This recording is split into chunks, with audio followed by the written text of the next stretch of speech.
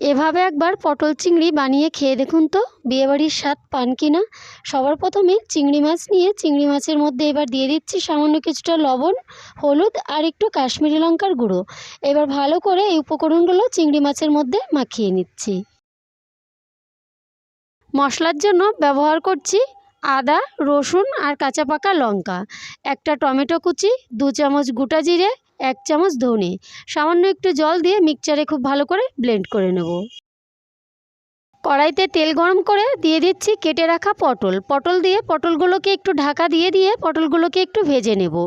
পটল ভাজবার সময় গ্যাসের আঁচটা একটু কমিয়ে রেখে পটলটাকে ভেজে নামিয়ে নেব।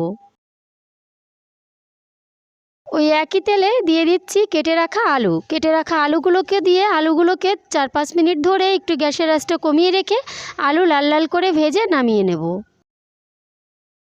ওই একই তেলে দিয়ে দিচ্ছি নুন হলুদ মাখিয়ে রাখা চিংড়ি মাছ দিয়ে এবার চিংড়ি মাছটাকে একটু ভেজে নেব। তবে চিংড়ি মাছ কিন্তু খুব বেশি টাইম ধরে ভাজবো না, এই 30 থেকে 40 সেকেন্ড মতো একটু চিংড়ি মাছগুলোকে ভেজে নামিয়ে নেব। আমার এই ভিডিওটি ভালো লাগলে লাইক কমেন্ট শেয়ার করবেন, ফেসবুক থেকে দেখলে আমার পেজটিকে ফলো করবেন। চিংড়ি মাছ ভাজা ওই একই তেলের মধ্যে ফোড়নে দিয়ে দিচ্ছি শুকনো লঙ্কা, একটা তেজপাতা, গোটা জিরে, লবঙ্গ, এলাচ আর দারচিনি। ফোড়নটাকে একটু ভালো করে ভেজে নিয়ে এইবার দিয়ে দিচ্ছি পেঁয়াজ কুচি দিয়ে পেঁয়াজটাকে একটু হালকা লাল লাল করে ভেজে নেব। পেঁয়াজটাকে একটু লাল লাল করে ভেজে নিয়ে এবার দিয়ে দিচ্ছি মিক্সচারে ব্লেন্ড করে রাখা মশলার বাটি দিয়ে একটু সামান্য জল ব্যবহার করছি। এবার ভালো করে একটু মিশিয়ে নিয়ে দিয়ে দিচ্ছি হলুদ, কাশ্মীরি লঙ্কার গুঁড়ো আর স্বাদ অনুযায়ী লবণ। এবার ভালো করে মশলাটাকে তেল ছেড়ে না দেওয়া অবধি মশলাটাকে খুব ভালোভাবে কষিয়ে নেব।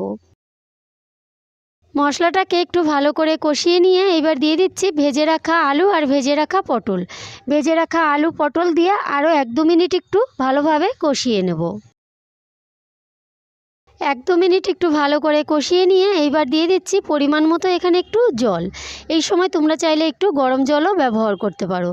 জল দিয়ে একটু ভালো করে নাড়াচাড়া করে নিয়ে গ্যাসের আঁচটা মিডিয়াম আঁচে রেখে ঢাকা চাপা দিয়ে রান্না করব 5 থেকে 6 মিনিট। 5-6 মিনিট রান্না করে নেওয়ার পর এইবার ঢাকাটা নামিয়ে নিচ্ছি। ঢাকা নামিয়ে নিয়ে একটু নাড়াচাড়া করে নিয়ে এইবার দিয়ে দিচ্ছি ভেজে রাখা চিংড়ি মাছ দিয়ে এবার সব কিছু খুব ভালো করে মিশিয়ে নেব।